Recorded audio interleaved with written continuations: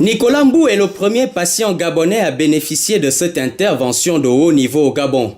Une opération très complexe à réaliser, mais qui sera supervisée par le professeur Triyou et plusieurs autres collègues français et gabonais. Les radios, c'est comme ça qu'ils me renvoient ici, CHU, le 22, chez le docteur Nzengue.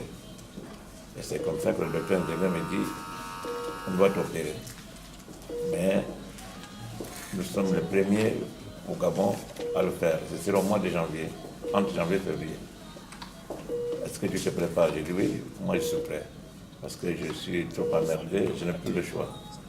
L'orthopédie, qui est une discipline médicale qui touche les os, une traumatologie des membres supérieurs et inférieurs et un processus d'intervention très délicat avant la pose de la prothèse totale du genou. C'est une prise en charge pluridisciplinaire parce que vous avez vu tout à l'heure l'anesthésiste qui prépare le malade, qui essaie de le mettre dans des conditions de non-douleur pendant 72 heures. Et pendant les 72 premières heures, le malade va être mobilisé sans douleur à cause des anesthésies qu'on lui a injectées localement. Il va être mobilisé par l'anesthésiste, par le kinésithérapeute qui le prend en charge dès le lendemain.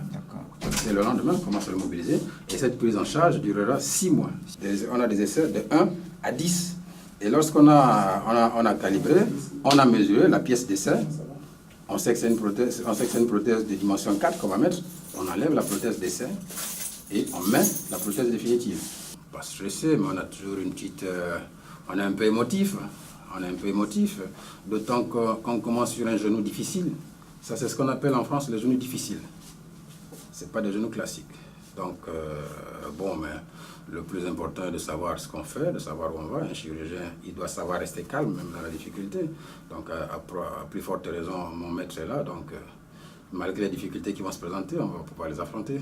Plus d'une dizaine de patients bénéficieront de ces interventions qui s'achèvent ce vendredi.